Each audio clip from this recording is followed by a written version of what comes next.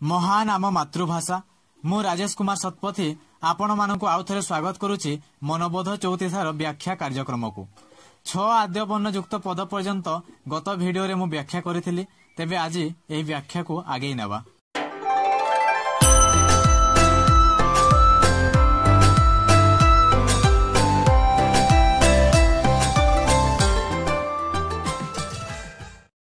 जम जे न जाने बालुता juba जीबू बोली मने करिछु अबारे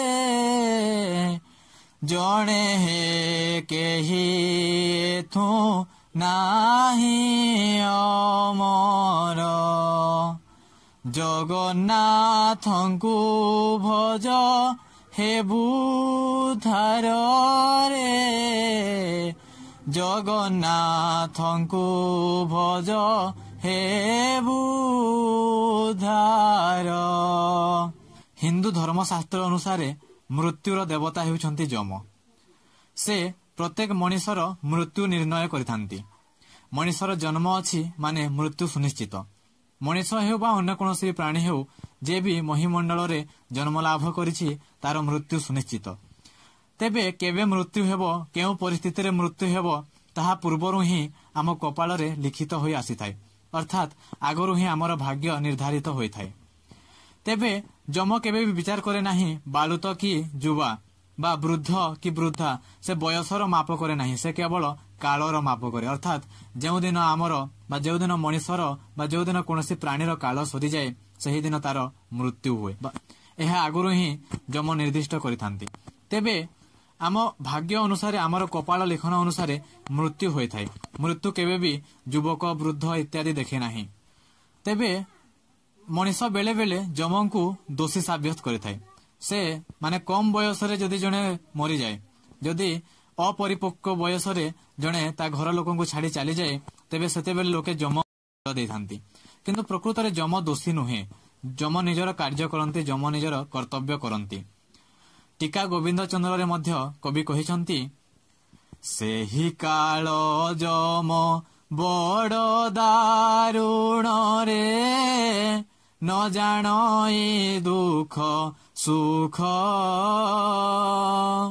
बाछि नेब कंचा रखिब पाचिला देवटी दारुण दुख रे कुमर भजुकी नाराम नाम। सही काल जम हेउछि बड़ दारुण। से केबे भी विचार करे नाही जे मनीष जणे मरीगला परे ता घर लोके ता परिवार लोके दुखरे रहिबे, ता संपर्कीय माने दुखरे रहिबे, ताहा से केबे विचार करे नाही। जहार काल पूरण होई जाए ताकू से नै जाए। प्रकृत रे मनीष हेउछि मरणशील। मृत्यु हेउछि चिरंतन सत्य। प्रत्येक मनीषर मृत्यु सुनिश्चित। किंतु मनीष भाबुथाए मु बंचिछि मु बंचिथिबी। जीवार आशा नै मनीष बहुत बड़ बड़ स्वप्न देखुथाए, बड़ बड़ कोठा तैयारी करुथाए, आहुरी बड़ बड़ कार्य करुथाए। जीवा पाई निजर सुख पाई भविष्यत रे सुख शांति रे रहिबा पाई केते कोन करिथाए मनीष।